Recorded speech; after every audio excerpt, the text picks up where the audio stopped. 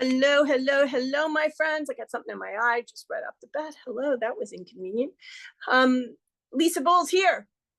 You're otherwise known as the Soul Mapper. It is 1 o'clock Eastern time. Let me just double check. Yes, it is on Thursday, March the 27th, 2025. And this is live for April. And that whatever got into my eye is not going away. Insistent little boober. All right, friends, we have a lot to cover this month, and it's been a big month. Holy moly. Yowza. We're going to cover a couple of things that take place between now and the end of March, just to refresh our memories. And then we will look at the brand new stuff that's coming in April, because April is kind of vibing with what's about to take place, and because there's some big stuff. So it just makes sense. It just makes sense, okay, to review and touch back in. If you have questions, please pop them in the chat or hold on to them until the end, and then we'll review questions, okay? Okay, all right. Erica, my friend, let's go. So just to quickly review, because I'm not going to touch into these, the big backbeats that are alive, okay? Oh my goodness. In fact, I just want to draw your attention to this one. If you can see that, our Dream Keeper Neptune in the last degree of Pisces, first degree of Aries, that's right now. We're going to talk a little bit about that. If you partook, I think that's a word, in the deeper story of 2025, check back into those. I think it was session number 1 where we looked at this. So check back in with your notes or the notes from the deeper story, because holy moly. Alrighty. If you did not partake, then you might want to touch in with the notes from live for 2025. Okay. Because the big stuff, she's kicking off right now. Not to say that we haven't already had some, we have. But yeah, next slide, please. These are the shorter term influences that are still in play. You might want to take a quick snapshot of this, screenshot, or come back to when the replay is made available, come back and take a deeper look at these already, or just check the notes, because these are worth keeping in mind. They're still in effect. As are the vibes from the 2 earlier eclipses. They are still very much in effect. So this is a year when it is really important to stay in touch, to remind ourselves of what's at work and how they're interacting, so that you have the kind of context that helps you understand what's in motion, what it's likely going to feel like, what you're likely to see out in the world, and how to tune into it so that you are better connected to your own sense of calling in response, particularly in your work or in your business, your purposeful work in business. Yeah. Next slide, please. Here we go with March, the last couple of yaza, and then April. Okie dokie. Next slide, please. So what's today? Oh my goodness, it's the 27th. Now, we talked about this very, very lightly. I'm not going to dive too much into this. Those of you who are in the current, you know something special's coming your way a little bit later today. But right now, Black Moon Lilith, which is a new archetype we're adding to the pantheon of archetypes that make up the soul map world, is shifting into Scorpio, where she will be hard at work for 9 months. So March 27th today till December the 20th, 2025. Now, Black Moon Lilith is not a planet. Sort of like the nodes, Nodawa, it is a point in the sky that is associated with the scorned, empowered feminine aspect of who we are. Now, I'm not talking typically about gender. I'm talking about a feminine aspect that's part of all of us. And I added her to my work a couple of years ago because, holy moly, And that has been part of the soul map service ever since. It made sense to bring her up now because her move into Scorpio is a big deal. Here's why. It is the place she is most at home, most happy, and most powerful. All righty? Okie dokie. This is likely to encourage and support the breakdown of stigmas inside us and around us. We have to participate. It doesn't just happen magically. It is likely to spark conversations around liberation. Yeah, there's lots of conversations about that happening right now.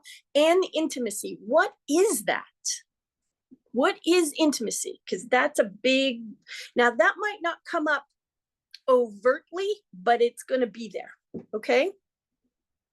Then it's going to urge ownership of our full emotional spectrum and creative power. And it may evoke outrage-fueled uprising against restrictive abortion and IVF laws and reproductive freedom.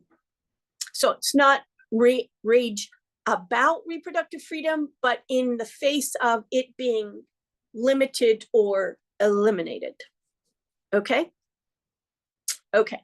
Now, again, for those of you who partook of the deeper story of 2025, you see the looking glass? This is one of those big moves. Oh my goodness. Already?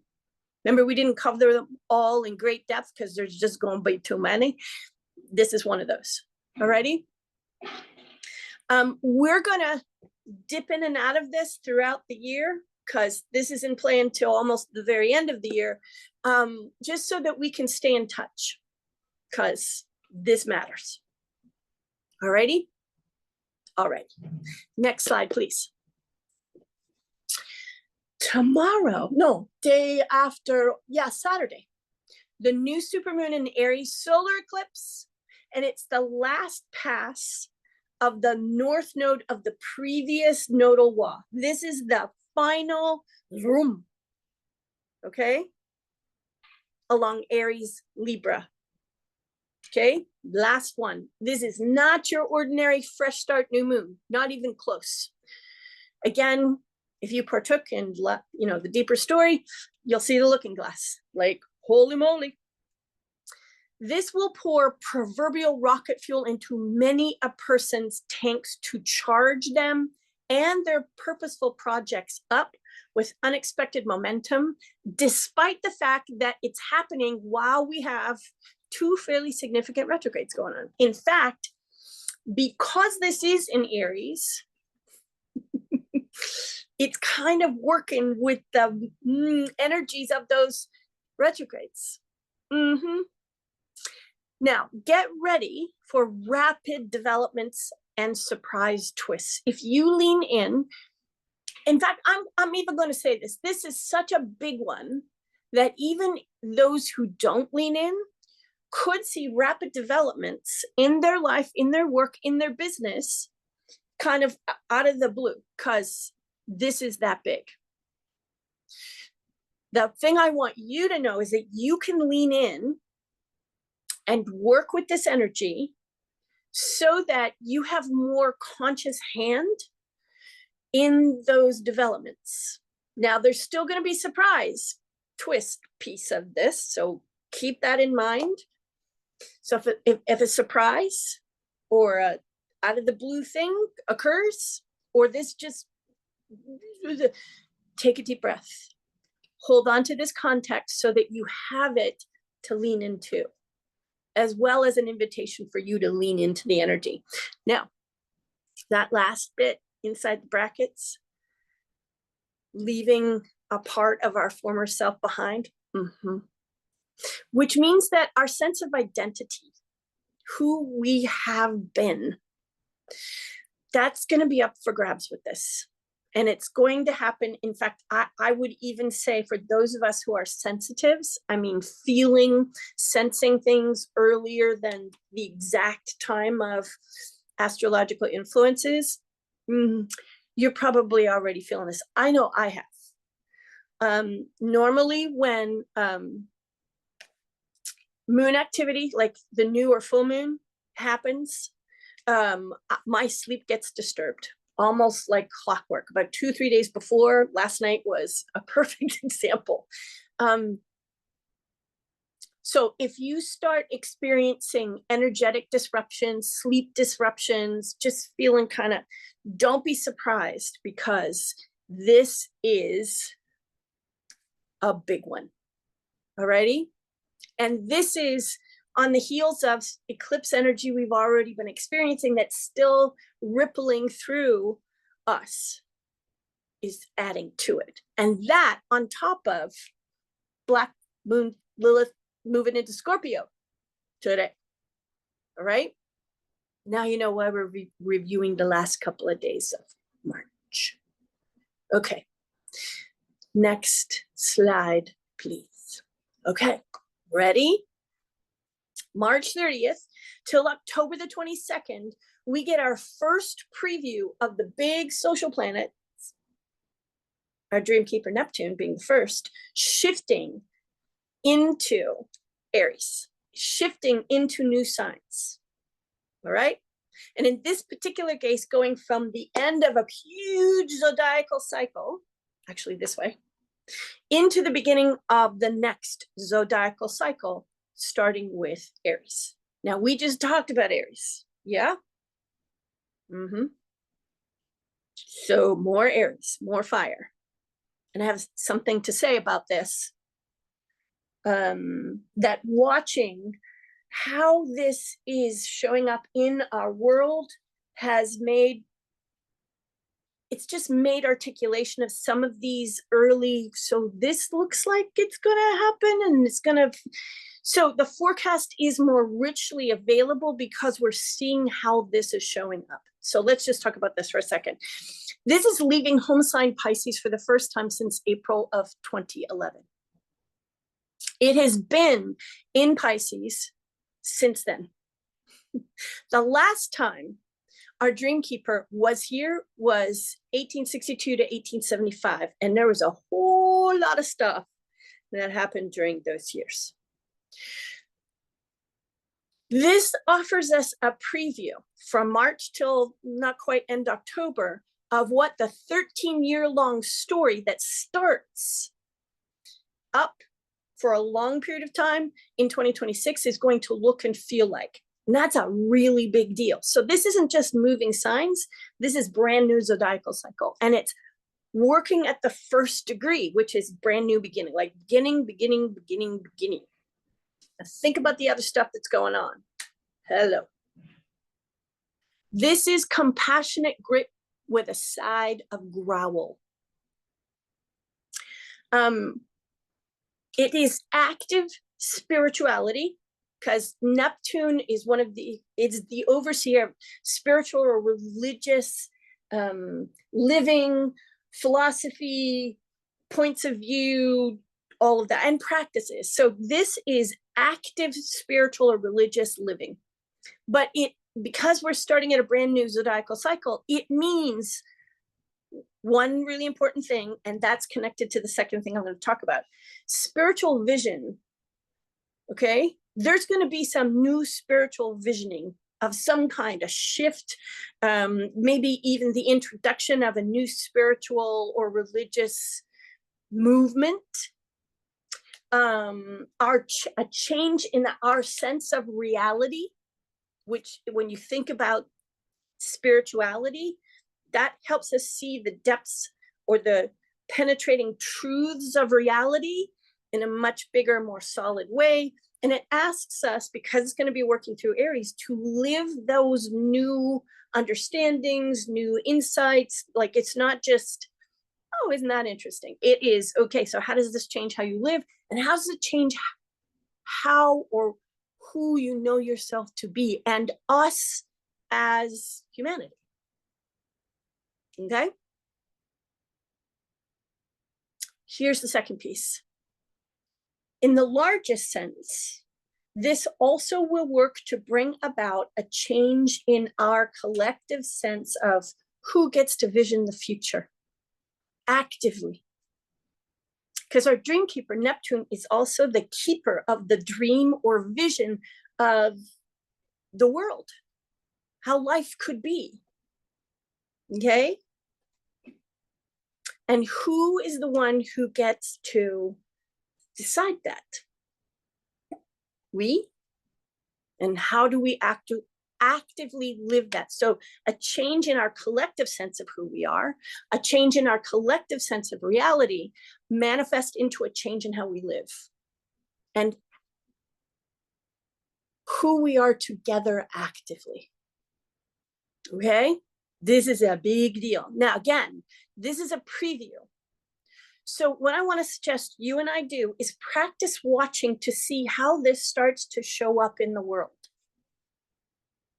From April, May, June, July, August, September, almost 7 months. All right?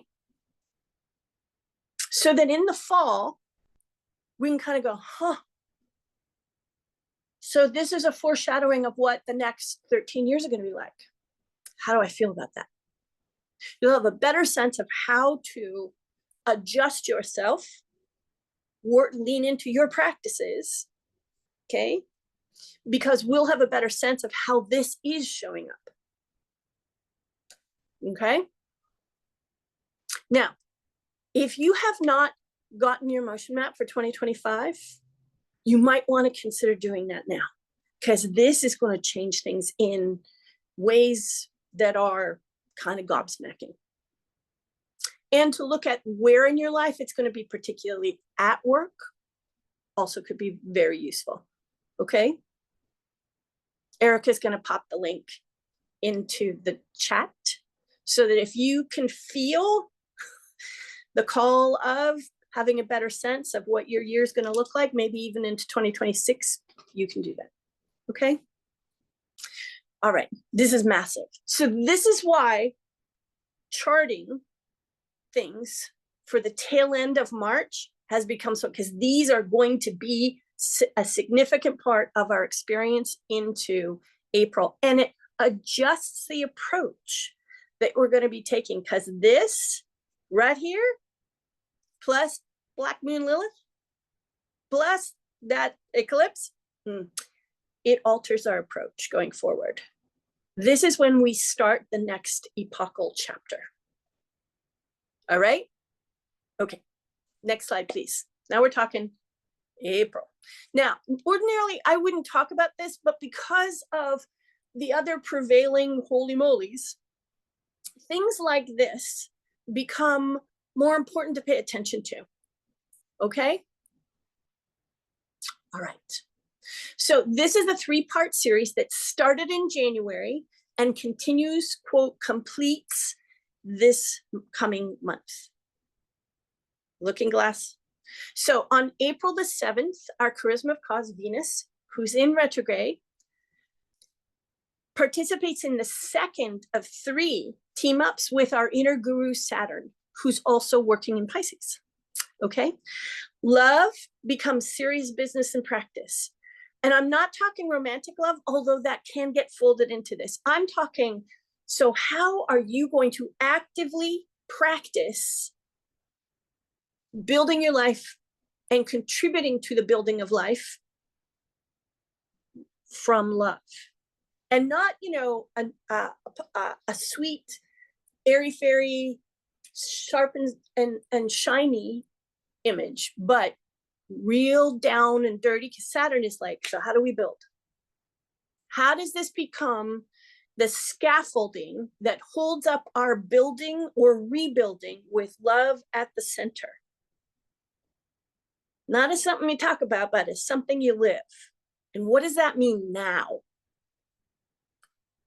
We will be urged to review and renegotiate agreements and mutual goals, whether that's in a relationship between 2 intimate people, whether that's a family, whether that's a nuclear family, whether that's an extended family, whether that's a small village or town or city or country. Now think about this. If you coach or offer therapy or counseling to people, if you are a healer, what does that mean for you? How are you going to be called to help? And how are you going to be called to live this? It also means that old relational wounds are likely to resurface, particularly if sacrifice of self was involved in the wounding. For resolution and redistribution of responsibility and accountability. Now think about this. Black Moon Lilith moved into Scorpio after the first of these happened and before the second one occurs. That adds a heck of a nuance. Okay? And our first preview with Neptune, our dream keeper, shifting into Aries, starting that great big huge new zodiacal cycle. I believe at the time this occurs, it will be in Pisces as well. Thanks, Melissa. So let's talk about the third part of the series. Next slide, please. On the 24th of April, our Charisma of Cause again teams up with our inner guru. Much more obvious. It will become kind of sensorially or intuitively, energetically, much more obvious who's able to partner in sovereignty and who isn't, including us. We may go, oh, geez, I'm not able to, I have some work to do. That landed with a clunk. What we often think about is other people, but this one, the person, the obviousness might be more about us and where we need to do more work, lean into our practices. Alrighty? So that we are in shared sovereignty, even in our practices. What this wants to help us do, my most like jaw dropper was, oh, this wants to help us step out of us and them, even in our practice. Because if our practice is not rooted in sovereignty and shared sovereignty, the practice is going to be wonky. And that's not going to get us where we want to go. Oh, I haven't quite seen this before. Not like this, with all the other contributing influences. This is a big deal. And the fact that this is a 3-part series that's taking place while the beginning of these big moves happening,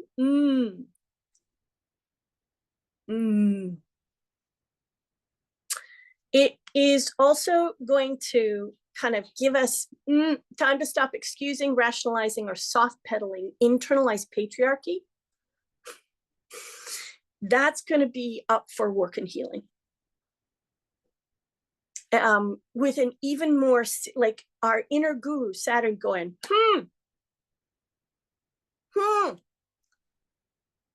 Alrighty? That's why at the beginning, I just said, love becomes serious business. How do you love yourself in practice so that you help untether internalized patriarchy? And that is very kindred with Black Moon Lilith. Okay? Big deal. Alrighty? Next slide, please.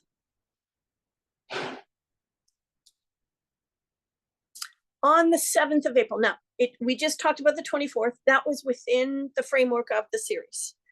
Now we're going back. April 7th, our communication savant retrograde ends. Yum, yum, yum.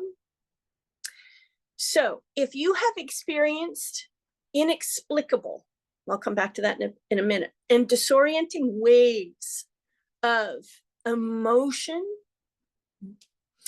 over the course of the retrograde, that is likely to subside. Not entirely, because there's a lot going on, but if it was connected to inner communication that wasn't logically connect, like A plus B equals C, like what? That is likely to subside and clarify with forward movement and intuitive, like what was that? Where did that come from? What was it associated with? And it'll be a kind of intuitive clarification, not a linear, rational necessarily clarification. The feeling that it'll be more a feeling like, oh, okay, that's connected. All right, got it. Now, trusting that, okay, got it, when there is no 1 + 1 = 2 kind of rational linearness to it, that might come up for some of us.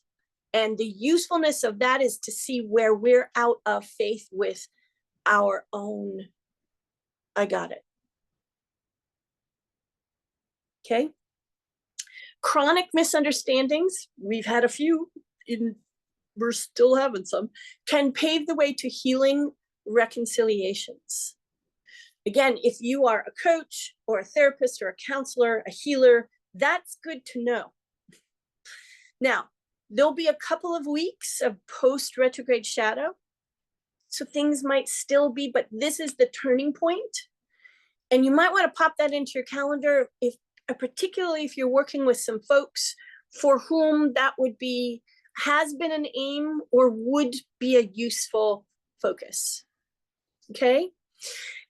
Conversations, negotiations, agreements that have kind of been held up because, yeah, they're now going to get a bit of a green light. Now, all the other stuff that's in the background is still going to be in place. So I'm not going to say that like you've got, green lights all over the place, provided you're working on the other stuff or it isn't already interfering. The biggest lesson here is slowing down to explore the truths that lie beneath the surface is the way forward. I suspect that many a person will just want to charge forward, and charging is not going to be helpful. We have invitation after invitation after invitation all throughout the year to go under the surface, to touch the truths, and to recognize that there's personal truth, and then there's our truth, and then this is what was going on in the big picture. That we're being asked to take into account all 3 layers of truth, not just mine is superior to yours, mine is more authentic than yours. To slow down to explore the truths that lie beneath the surface. So if you are committed in practice, that's going to be a clarion call. No. Okay, next slide, please. Kazimi. Our force of nature, the sun, teams up with our curative effect, Chiron, working in Aries. This will be an unparalleled day to connect with, reflect on, and kick off lasting healing and growth from inner wounds, insecurities, and vulnerabilities. Now, is that a blanket for every person on the face of the earth? No. You got to turn towards this, lean into it, and it depends on where it's working in your map. So check where Aries is sitting in your birth chart or your soul map. That'll indicate what area of life this pertains to particularly and where the action will take place. Okay. Now that has a kind of everything's connected effect, but the focus, the place where the action is most likely going to unfold for you will be where Aries sits in your birth chart or your soul map. Okay. Again, if you work with clients, then having this in your calendar, keeping it in mind. Okay. So you encourage people who could really use this, and having a sense of where their Aries sits, also useful. Alrighty? Okay, next one. April the 12th, the next day, we have a full moon in Libra. Now this is a really interesting full moon. It's teamed up with Jupiter, who's in Gemini, our fortune finder, which means this is an expansive partnership-focused full moon, whether that's partnership internally and us with us, or the various parts of us with the divine, us with our purpose, etc. You get that. Partnership on a local level or partnership on a global level. So it is a big deal. And it kind of has a nothing ventured, nothing gained feel. So if you can hold on to that, okay, I'm not suggesting you discount or blow off the fact that someone has demonstrated that currently they are not capable of partnership or don't really get partnership. But where you have reasonable experience suggesting that this person is capable of meeting you and that you are capable of meeting them, this nothing ventured, nothing gained, go with it, okay?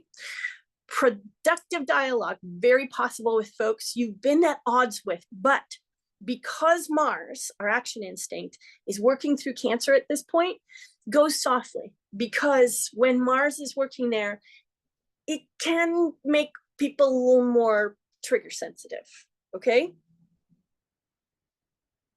Okay. I'm also going to say one additional piece. We'll tend to be more trigger sensitive, and when we want something, we can be a little more steamrollerish, and you want to watch that carefully, okay?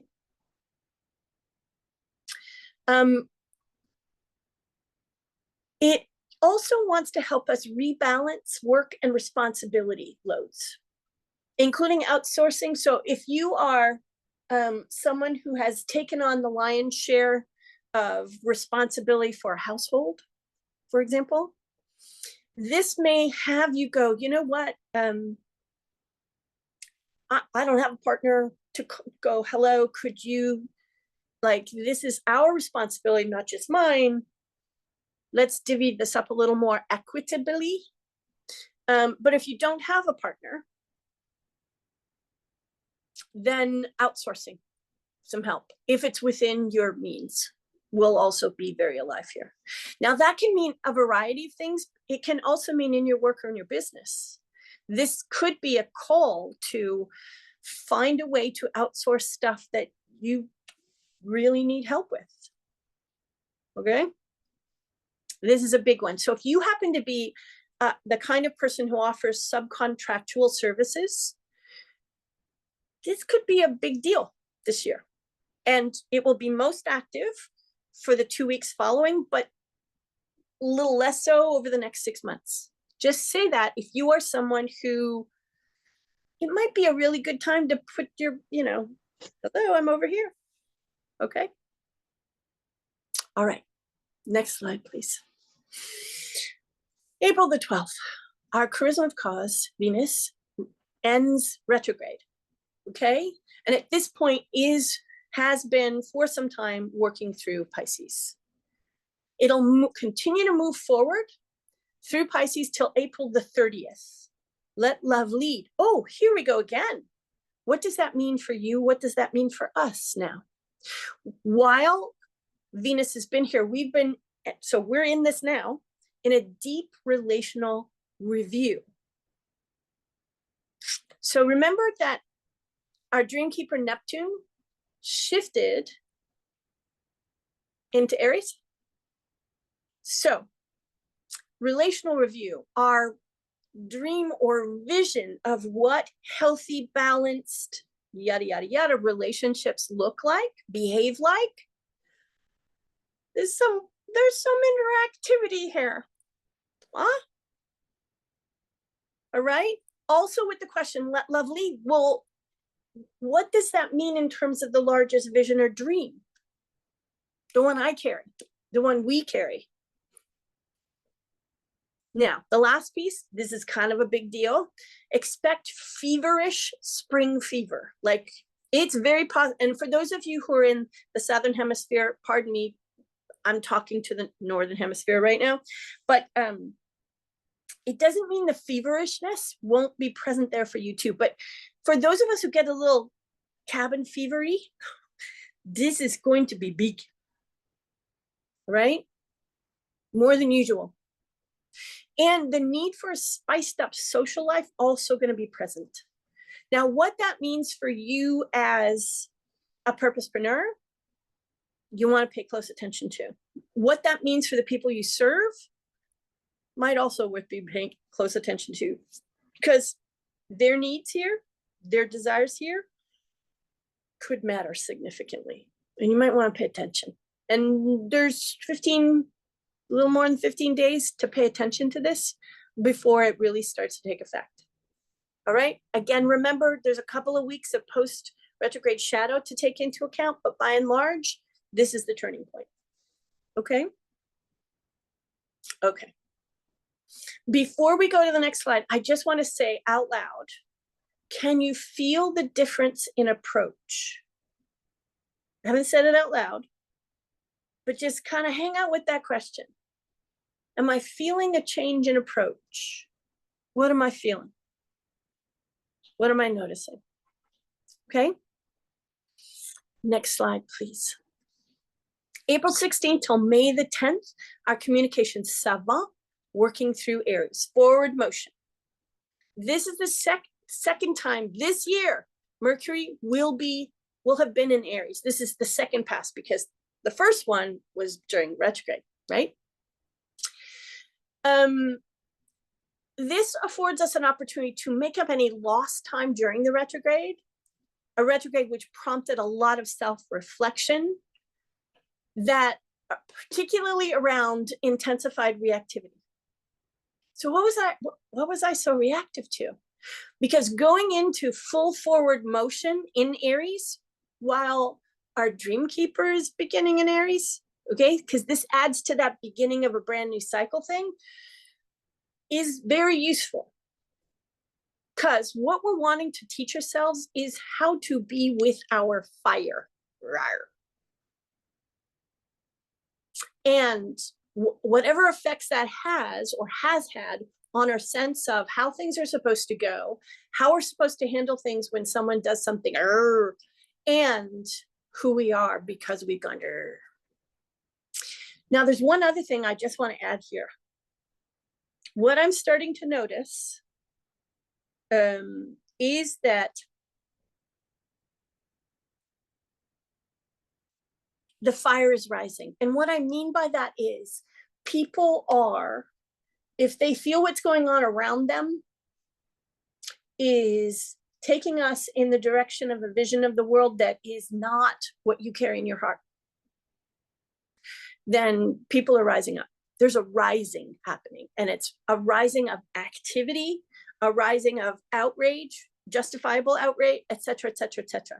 But there's this intensified kind of reactivity we're wanting to help ourselves reflect on and be more conscious in participating with or governing our fire.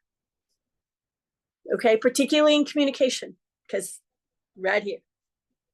All right. Now, there's also this really big boost where there's need for clear the air, accountability, amends. And I'm not suggesting that you kind of start creating a list in your head of the people who need to make amends with you. I want to say take this as a direct message from you to you. Is there any place where I need to be accountable? Is there any place where I need to clear the air? Is there any place where I need to make amends? Okay. So remember this whole sovereignty thing we were talking about earlier? Right there. Next slide, please. Now, again, ordinarily, I don't talk about these because but they go into, the opportune and neutral and hotspot days, but because of what's going on throughout the year, these moments are more noteworthy than usual. So on the 17th of April, and it doesn't last very long, it lasts, the feeling of this or the influence of this lasts a couple of days, particularly pointed on this date. Our communication savant, Mercury, who's in Aries at this point, and our dream keeper, Neptune, also in Aries, meet up. This is the first time this has happened since the late 1800s. Now you know why I'm making a point of this. It urges us to actively experiment. That urge is going to be high.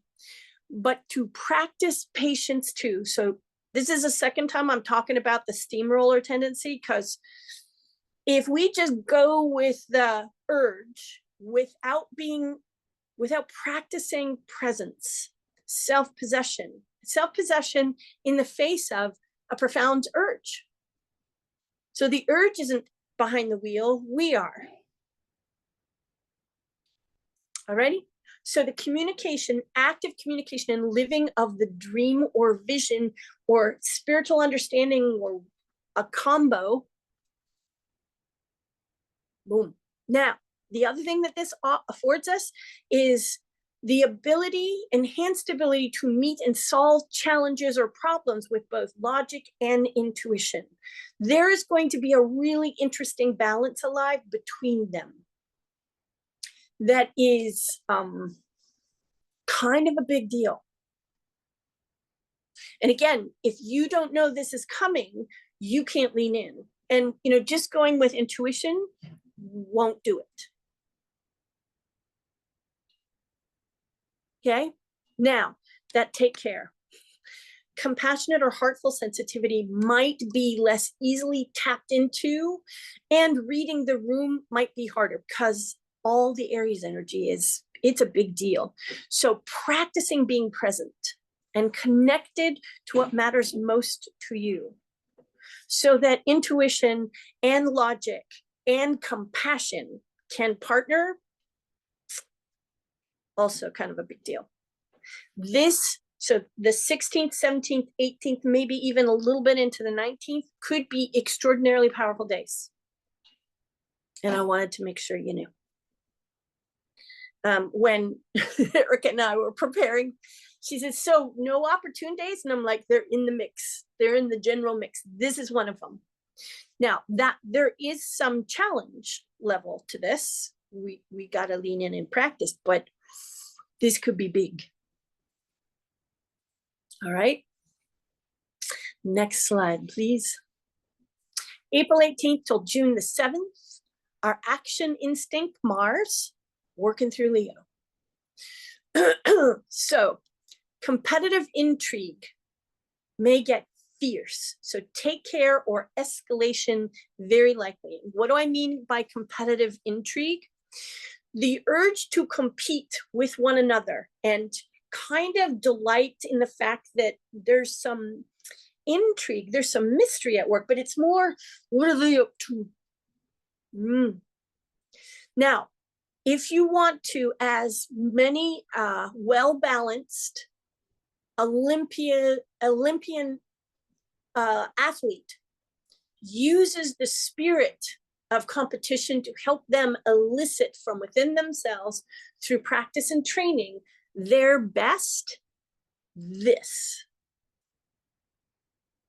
Just know some other folks who don't know that this is the invitation are just going to be, and we could get pulled into. It would not be a hard thing, especially if you have a lot of fire in your map. Okay.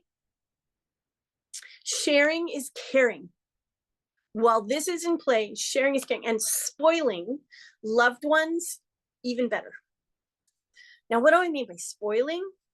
Being more attentive than usual, doing the things that communicate through action, your care, your love, your respect. Okay. Now that can be leaned to in our work and business too. So, third point, recognizing and uplifting or amplifying others, wildly supportive, wildly supportive. Again, that can be leaned into in your work or business. Playfulness is boosted, and so is the desire for it. Big time. Big active play. Oh my goodness. Enjoyment. To some degree, we're going to want to be playfully enjoying ourselves without having it be a to-do. But if you have to schedule it, schedule it. I am. Okay? It will unlock things. I kid you not, it will unlock things. And that fierceness we talked about with the first, it will soften those edges so that you can be in the competitive drive to elicit our next best or your next best without or with less. The other invitation here is to color outside the lines, be daring and color outside the lines. Now that's a metaphor, but practice and be as playful as you can be and as competitive as you might be on the golf course, because the person you're competing with there is you, without self-flagellation, of course, because that could show up. But to color outside the lines and in as daring a fashion as is true to who you are, is both boosted and supported. And the ripple effects of this during this period, which is not quite a month, actually 2 months, will stay with you. So keep that in mind. Like, this becomes practice. And I'm going to be diving into this one. Cannot even begin to say, because boy, could I use some more playfulness. All righty. Next slide, please. April the 19th. Now again, ordinarily, I would not put this in the main body. It would go someplace else. But because of all the factors, our action instinct, Mars, trines our dream keeper. So it's a very particular, I won't get into the astrology of it. It's a particular formation. 2 planets are a certain number of degrees apart, and that creates a very favorable formation. This is the first time this has happened since the 1800s. And it is exuberant self-expression meets to thine own self be true. Aware that our own self is in movement right now. So to use exuberant self-expression, playfulness, so that you can, oh, I've never heard me that way. This wants to help us be clear about how to be true to ourselves now and who that self is as we're expanding or meeting contrast. The other thing this is going to ask of us is to take care who we put on a pedestal, because it's going to be easier than usual. And this, just know this, it'll be easier than usual to give power to loud leaders, people with big voices, people with big presence. Part of what's going on is that we're looking for leadership. There's a vacuum. For a great many of us, there's a big fat vacuum. And those who show up loudly, as if they know the way forward, could be very tempting to just kind of go, okay, you. Part of what's going on is we're attempting to elicit our own leadership. So, and the leadership of our life's piece of the big vision or dream. Aligning ourselves with leaders prematurely right now, and I'll emphasize the word prematurely, is the thing we want to pay attention to. And it also asks us to acknowledge the degree to which we have been conditioned not to follow our own lead. And that sometimes that lead is quiet, but it needs a little more exuberant self-expression, okay? Pause before pushing the envelope publicly or posting anything agitated or agitating, because the impulse to cancel will be higher than usual. Not that it's not already fairly high. But don't let that pause silence you entirely, because this is a call to express. Alrighty? Okay. It's also a call into responsibility of leadership. I'm just going to say this. Part of what's going on right now, and part of what's going to be going on, is a deepening understanding. So I'm going to use the United States of America as a particularly enlightening example, We the People. It's a call into a more active, robust experience and expression and living of we the people. But what does that mean? Okay. Given that those who have been elected into quote unquote leadership, representation of us, he ain't been doing such a good job. No matter where you happen to reside on the political spectrum. Okay, so inside this we the people, well, what is that? And what am I being called to move into leadership around? Where have I been conditioned or even convinced that I don't have to?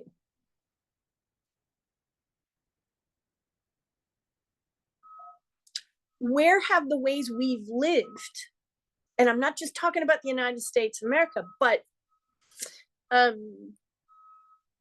everywhere, where have I ceded responsibility that I now need to learn how to take back and live more fully myself?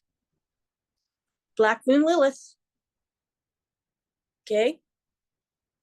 This is a big one. Big. Okay, next slide, please. April 27th, new supermoon, Taurus, wowza. Practical magic kind of day. And I mean that. I'm also going to slide one extra piece in here that I hadn't included in this slide. If you desire to lean into and amplify the output of a practical magic kind of day just for yourself, the effects are likely to be limited. Remember, we're in a, so how do I help this become more for everyone period of life? That's not to say wanting for yourself is not okay. It is fine, but the energy is larger than that. And keep that in mind. And you can't trick the energy and pretend that you care about it for everybody. You have to actually care about it for everybody, including yourself. So this day will be really good to regroup or ground yourself if you've been kind of knocked off center, and as many of us have. Last couple of months have been wowza. This will be a really, really helpful day. It will help reduce uncertainty. And by uncertainty, I don't mean make the world behave the way you want to, but reorder your inner world because you're regrouping and grounding. So you will feel less uncertain about your next steps, your way forward. It will help you streamline systems and processes in a very practical, pragmatic way, but with a feel of, oh, I know how to do this. This knowing about how to proceed practically can feel kind of magical. It will help those of us who are inclined to embrace eco-friendly or upcycled choices, whether it's personally or in our work and business. It will help us strike a balance between the sensual and the sensible. I'm winking at a couple of you because I know the sensual thing is up your alley right now this year. And it will help you break complex plans down to basic, straightforward steps. Many of us find that difficult. I happen to be among you. I've gotten better, but yeah. And given all the big energy with all these big planets moving into preview periods and being in touch with a larger vision, asking ourselves to take response, all that stuff, it's going to be a bit of a challenge, but this wants to help. So the day before, day of, and day after for 2 weeks, and then ripples, softening ripples for 6 months, this is going to be very helpful. Now, the take care bit at the bottom. It may be challenging to keep a level head and not get caught up in the compare snare. Comparing yourself to someone else. Ugh. It just may be. So if that does start to happen, as this approaches or in the days after, take note of it, because that will help you know where some energy or effort might want to be invested in practice. Okay? Okay. Like I have this in my calendar, big. Next slide, please. April 30th till June the 6th, our charisma of cause Venus will be in Aries. Oh my goodness, more Aries. Okay. Now, again, the second pass through in 2025, because went backwards during the retrograde. So we get another chance, but forward moving. Big autonomy in love energy, this one. Oh my goodness. How do I be in love? Remember we're talking about, so love becomes serious business. So how do I be in love, come from love, and be autonomous? Not, without connection, not an island unto yourself, because that's not what this means either, but able to function from self-possession and sovereignty in partnership with others, so that I don't become codependent, or I can see my codependence and I can untangle myself, whether you participate in that or not. And to see that in the ways that it has effect outside intimate relationship, outside nuclear family, that it's all over the place. So what this will bring or encourage or support is safeguarding your me time, if that's been difficult for you. Spark the sexy again, but for you, not for somebody else, and not for the culture, for you. So you can experience and delight in it for your own damn self. Thank you. Black Moon Lilith. Occupy and experience your value for you. And I'm not talking about the commoditization of your value, but your inherent value. Experience it. I remember the first time I experienced it. It blew me out of the water. And it's hard to describe until you, and I'm not even sure there's a description for it. It was kind of like asking someone to, asking someone to explain when you're young what an orgasm feels like and then having one. Oh, got it. That. And the opportunity to experience it, and I mean experience it, magnified. Okay?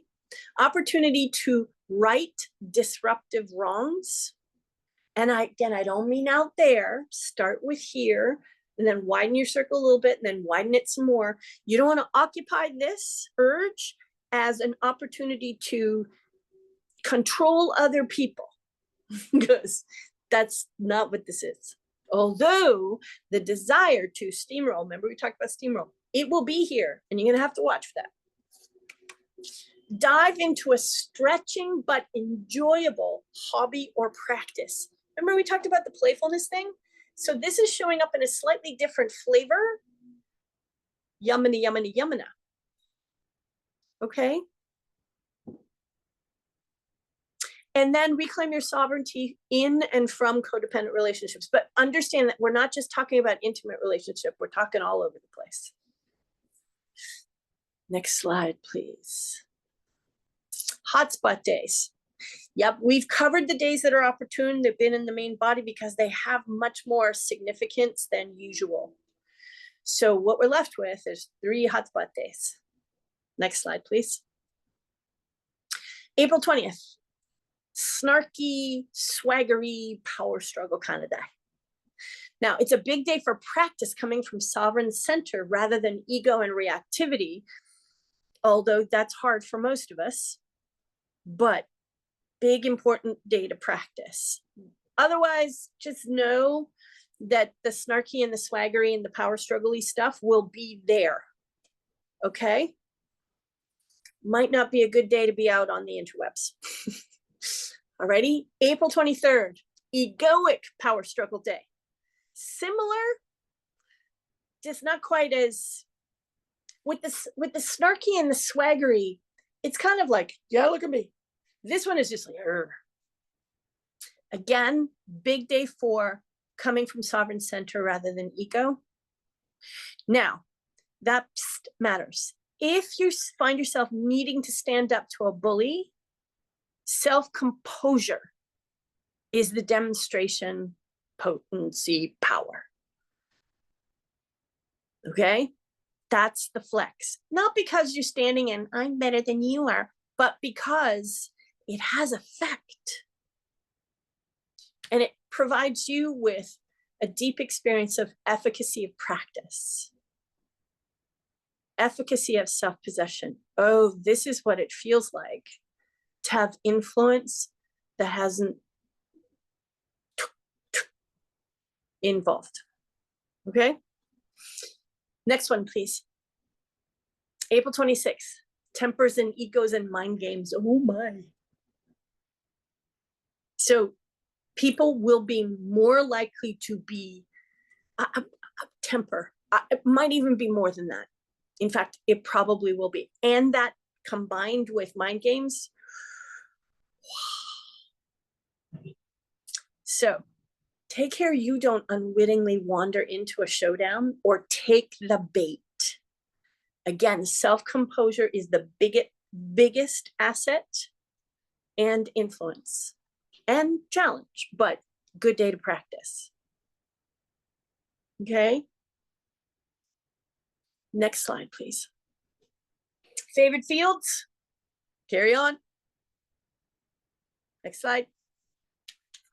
I'm not going to review all of these. They are in the notes PDF that will be available. Either post it into your platform, post it into the Facebook group, or, and oh yeah, Facebook. Or in the replay email that'll go out tomorrow morning, Facebook. Facebook is letting people know that materials that have been posted there, after 30 days, they're going bye-bye. So we've gotten very accustomed to having places, okay, in groups. Pardon me, thank you, Erica. So if you've got a group, and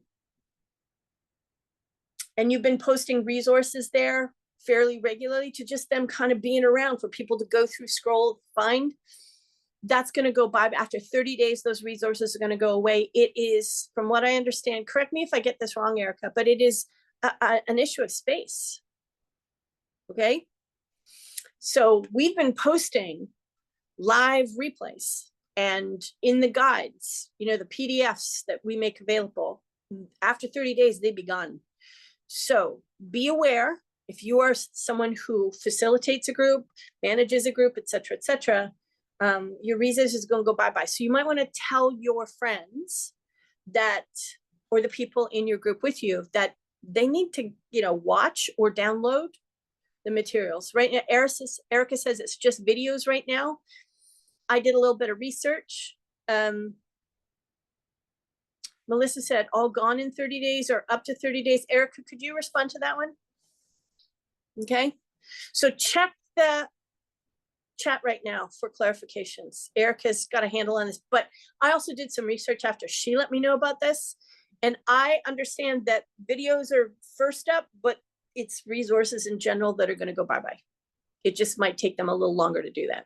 Videos use up a lot of space storage. So anyway, these are the 12 most alive favored fields for April.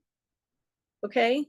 But please remember that looking back on the favored fields PDF for the whole year could be very useful, because these things overlap. You know, we've got influences that are present the whole year. We've got influences that are present for a shorter period of time, and they can overlap with this and have some tie-in. And you want to help yourself know that. Okay. Next slide, please. Almost done. The next live for May is on April 24th, Thursday, April the 24th, which is kind of an odd number. I checked it myself. I got it wrong the first time. And Eric and I went, wait a minute, that doesn't sound right. So please put that in your calendar. Come join us. Let's review what's ahead. All right, 1 o'clock Eastern time, whatever that is for you in your time zone. Just be sure you put it in your calendar or make time to watch the replay. Next slide, please. Any questions? Any shares? Which of these are pulling at you? Already are. And if you've got a lot of FOMO, like fear of missing out, or what should I focus on? Ask your own heart. Okay, because all of this is going to be influencing all of us at least to a degree. The two things you want to do is check in with your own heart. Kind of goes with that whole power and responsibility thing. And second, check which house these are going to be happening in for you. So Aries, a lot of activity in Aries. Pisces, a lot of activity in Pisces. Aries is the big one. That's the one you want to pay most attention to, but yeah. Okay. And I'd love to hear what your questions, or you're just kind of like, wowzers. Okay. Hello. This is Melissa. Hello, Melissa. Hello. Hello. And of course, so much. I was particularly caught when you said, be careful who you put on a pedestal. Mm-hmm. I'm someone who gets put on a pedestal, and I've had to get really creative about, knocking it away myself. But also, as a Pisces dominant person with all this Leo, Aries is very different energy than Leo. Yeah.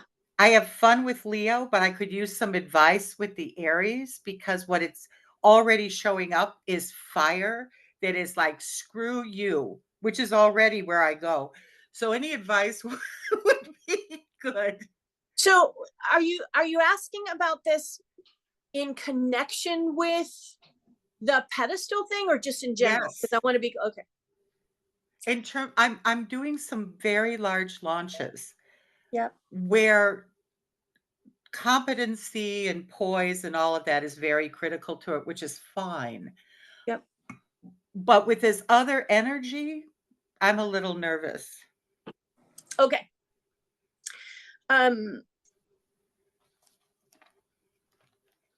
When you notice the pedestal things start to show up, I want to suggest you consider it an invitation to hand power back, or to elicit their ability to take it back for themselves, or at least start to.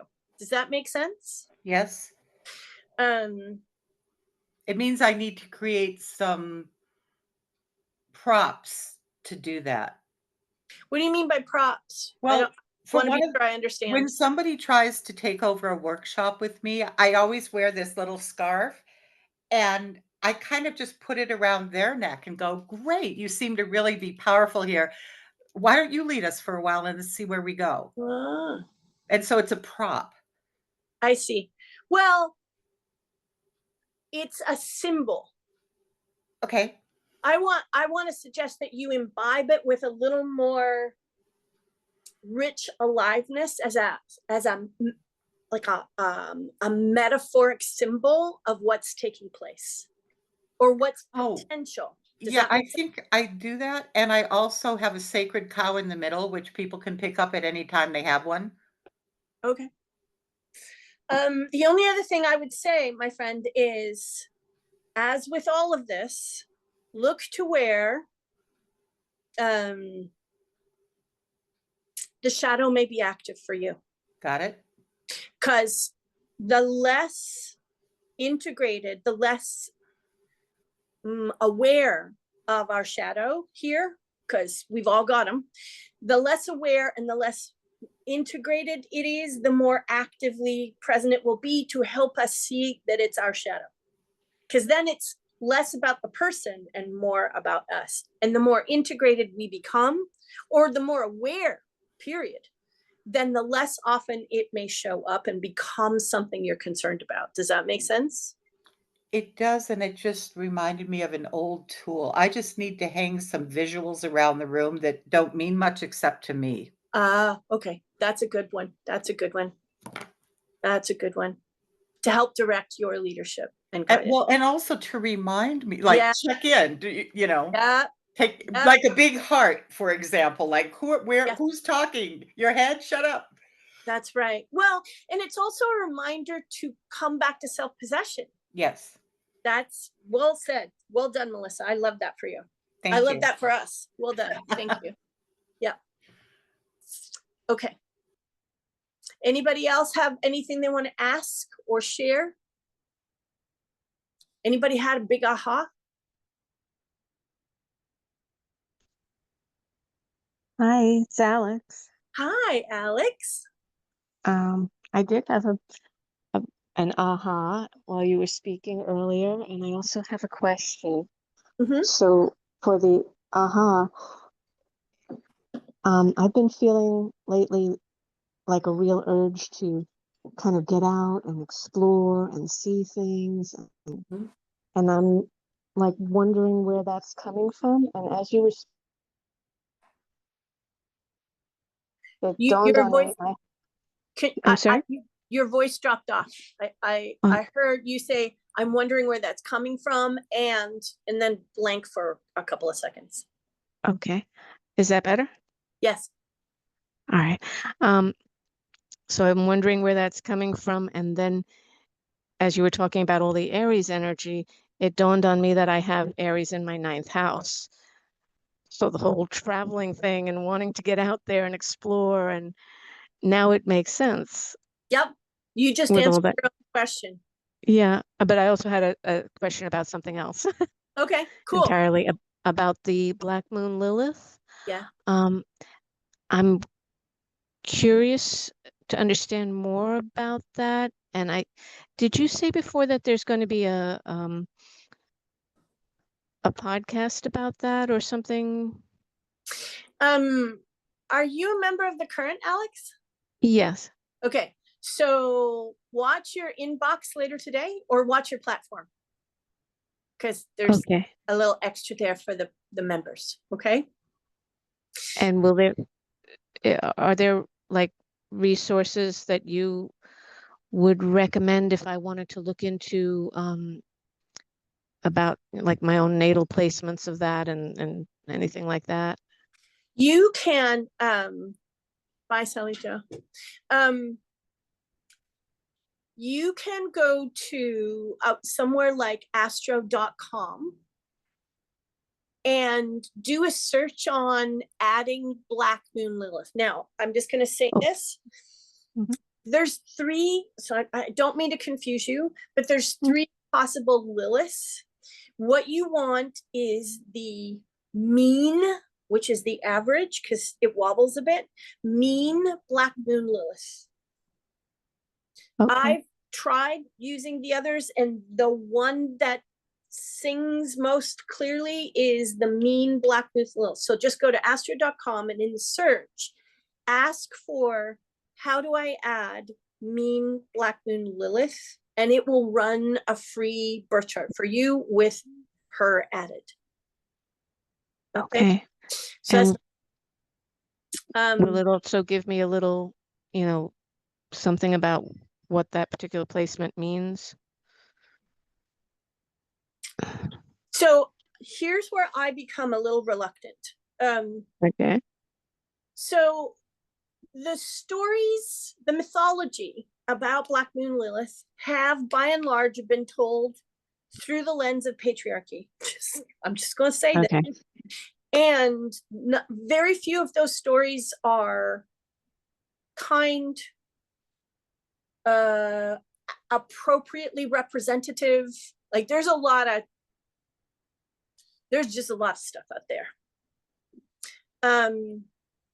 So would I be better off approaching it since I am familiar with Lilith from more of a goddess-centric, yes, feminine-centric way? And that's why the piece that will be posted for the current members will be helpful. Okay. So if you take that and the house, particularly, what area of life you'll be able to see, okay? Okay. Because I just, I've spent a lot of time hanging out with the volume of material out there, and a lot of it is, in my opinion, junky. So Yeah, I would agree. That's why I was asking for your exactly, recommendation, because yeah, I didn't want to just go around to all right, kinds of nonsense. yeah.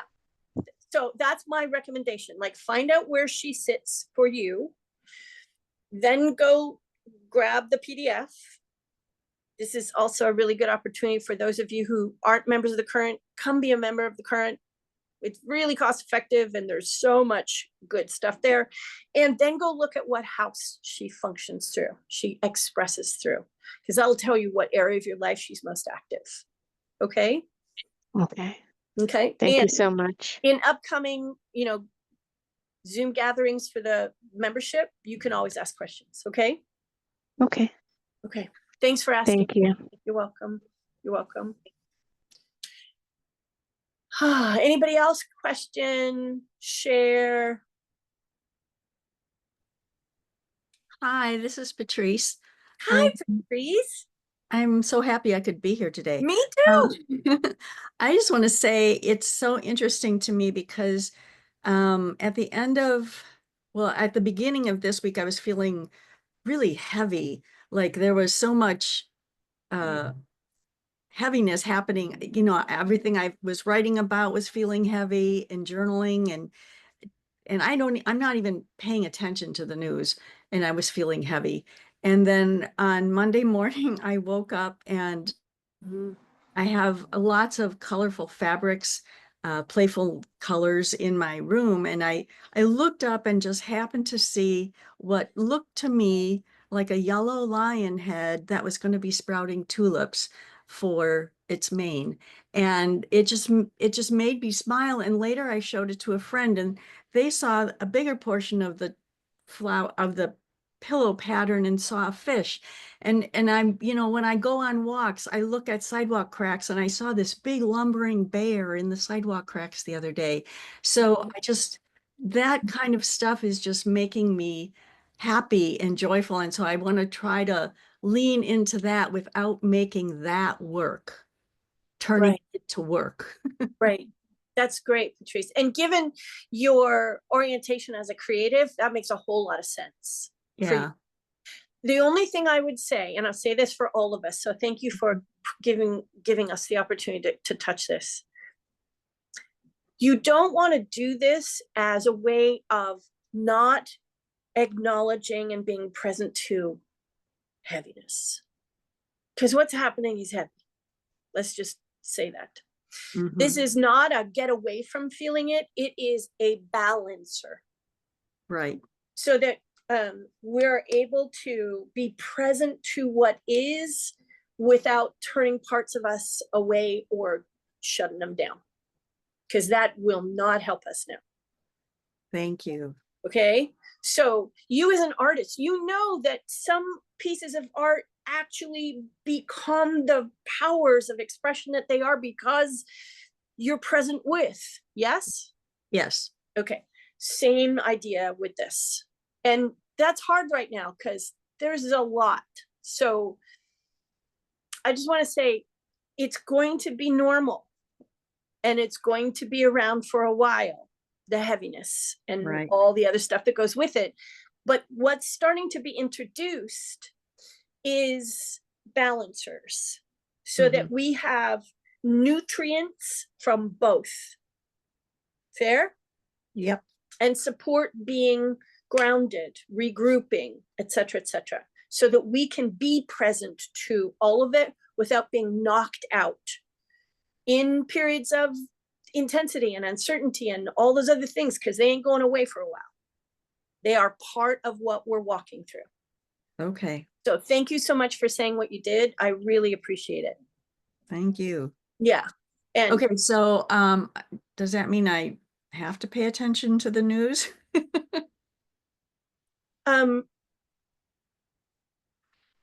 that's a really good question. I don't, so Black Moon Lilith here, there is no has to. The only, how do I say this? It might be to your benefit, but listen to your own gut, and not the part of you that just finds it difficult to be with, because that's not going to be useful either. It's like the whole thing with the heavy.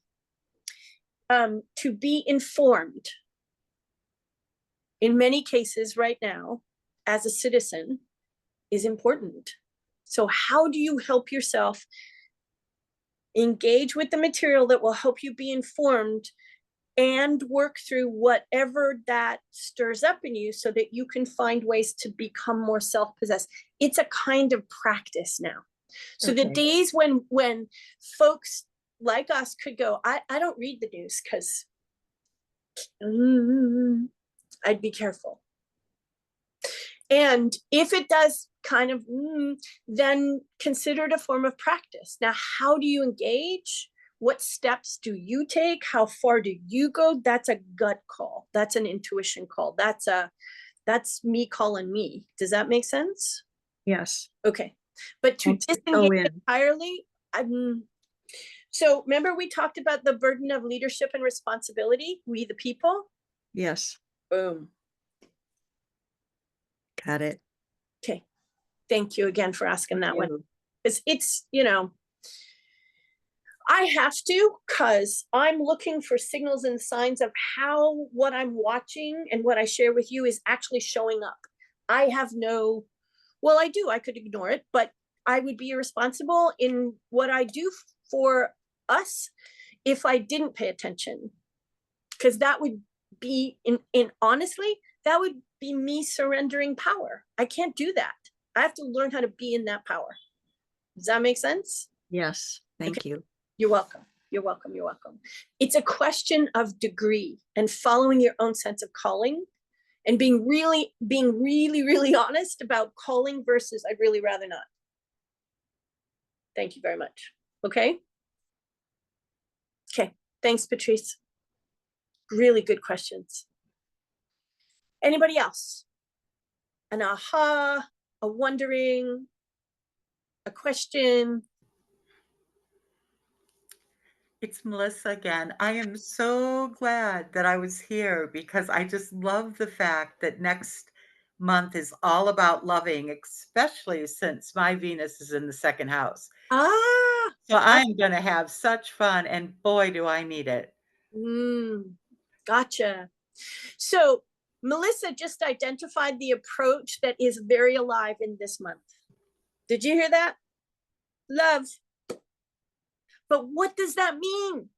How does that invite me or call me into a shift in behavior, a shift in mindset, a shift in practice?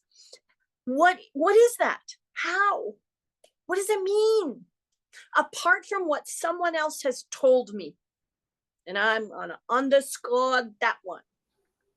Apart from what someone else has told me.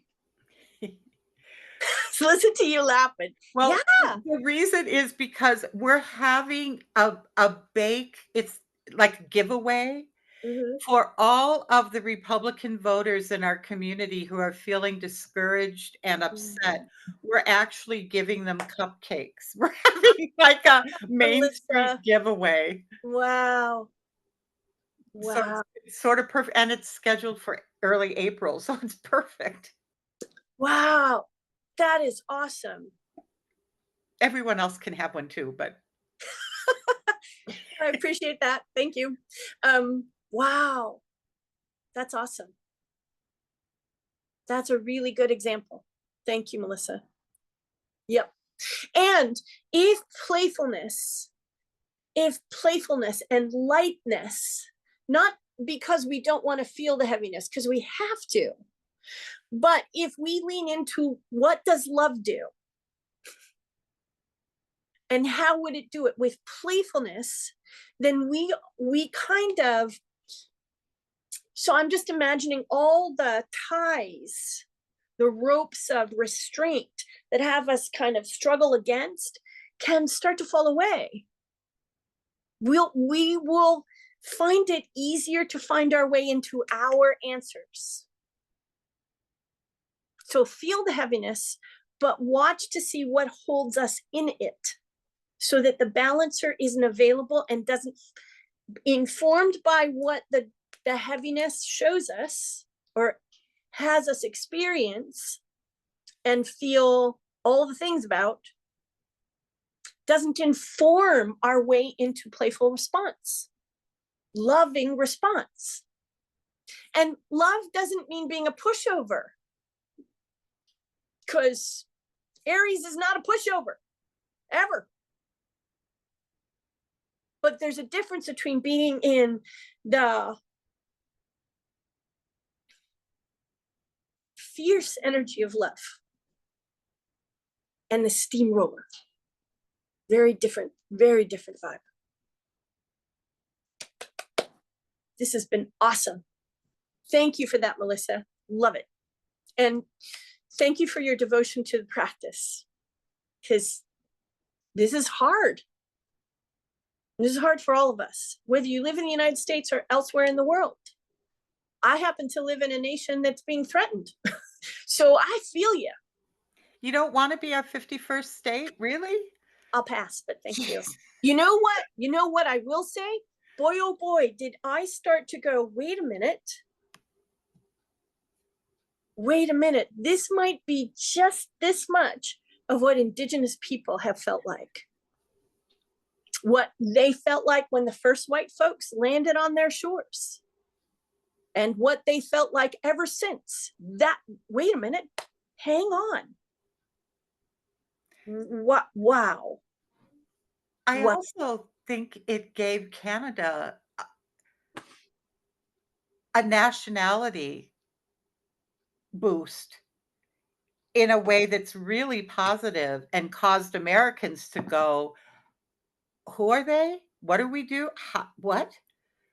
Because There's been a lot of effects, Melissa. yeah, Yep. I think it's been great in many ways, There's although been a lot of chaotic. positives. Yeah. Yep. Well, we're in Pluto in, yep, in Aquarius. And stupid. It's transformation time. It That's just is. There you go. Okay. Anybody else have anything they want to offer or share or wonder out loud? Hi, Lisa, it's Sylvia. Hi, Sylvia. Just a curious question. So it's a new moon at the same time that it's a solar eclipse. Mhm. So does that make this eclipse, and because this new moon is in Aries, does that somehow make this solar eclipse have like sort of Aryan energy, even though it's the sun? Or is that, am I just, Nope, you're absolutely right. You're on Oh. the mark. Yep. oh, okay. Yep. Well, hello. Well, hello. And it's going to have significant potential effect on individuals asking questions, and it may not be overt. It might not be wholly conscious. In fact, it could be not conscious at all. Who am I in the face of this? And who are we in the face of this? I know many nations and power blocks are asking new questions about who are we now? Yeah. The world order is upside down, inside out, backward, whatever you want to call it. Who are we now? Mm-hmm. Who are you now? Like identity all over the place up. Mm, You add this to that, mida. okay. Yeah. As all these other influences are also at play or soon to be in play. And don't forget, like Neptune moving into Aries at the very beginning of a brand new cycle, we're feeling that already. Just because it hasn't officially occurred does not mean we are not feeling it already. We are. Because the closer that gets, the more the vibe of its influence is being experienced. To whatever degree we're capable of recognizing that. But it's in the mix and has been for a couple of months. Yeah, and it's really interesting because this whole thing that you talk about around sort of playfulness and for me pleasure, Mhm. I had an experience yesterday which wasn't a negative experience, but I couldn't figure out why I couldn't get something together and why I was, and then this morning when I woke up I kind of realized there was a way that I used to do things that were, like outside of the box and kind of quirky. And the person who was visiting, you know, we would get together at those times. And so what I actually ended up doing, I was trying to get myself into a box that I couldn't, and I ended up doing something which was kind of quirky. And I realized this morning, oh, that's what you used to do that you used to enjoy, Sylvia. You had forgotten about that. Mhm. But my instincts were taking me into it anyway. Right. So this whole energy of Neptune and, you know, hey, excuse me, and who are you? Aries is Right. Yeah. That also sounds a little Black Moon Lilith-y. So I'm Oh, gonna in the current membership, there's an extra bonus piece. Make sure you grab that. But Okay. one of the quotes I put into that is this, because it's very Black Moon Lilith. The self you are sabotaging, or self-sabotage is the best thing you can do if the self you are sabotaging ain't really you. Oh, interesting. Okay, so that's alive here. One of the things she'll do is go, can't do that no more. You are at risk of surrendering or supplicating, of putting yourself back into a box or expecting yourself to be X when you're not. Wow. And because this is disjointed, it's not part of our conscious awareness. There's a part of us actively forever attempting to protect us from putting ourselves in a supplicant position, even with ourselves. So you take, you take all these things, it's like, oh my God. Does that Wow. make sense? Yeah, goodness. Okay, Yeah. I will definitely check that out. Yeah, please do. And this is why I say to folks, you know, please consider becoming a part of the current. What is there is deeper than I can offer during live. And we have conversations like this. So I hope you find it useful and you know where to find me if you have questions. Okay. Well, And Erica just popped the link for membership into the chat. Consider it, folks. These times of ours, not having an astrological framework, not having the context, not having the forecast, and not having supportive ways to help yourself tune in and witness the way you're responding with more clarity, not having those things could really matter these days, both in terms of your own lived experience and your own way forward, but your availability and ability to do the work you're here to do for all of us right now. So please consider it. Anybody else got an aha or a question or a wondering? We're at 2:30 Eastern time. So this has been a longer live than usual. Anybody got anything else, a burning share before we call it a day today? Okay. Okay. All right, my friends. It is one of the most important times of the year, and it is one of the most important times of our lives. I want to say thank you, as always, for investing yourself here, because it matters. It matters more than ever. I appreciate you and every move you make, seen or unseen, that contribute to and help you walk your way through this so that you can be of contribution to everyone else.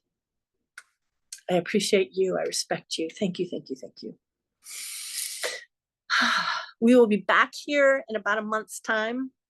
In the meantime, Facebook group space, come on over.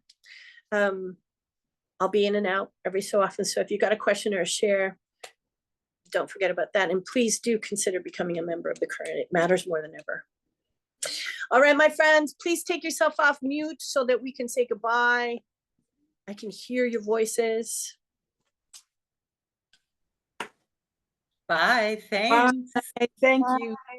Thank you. Thank you, folks. Love Bye. you all. Love you all too. Take good care, friends. Too. Back to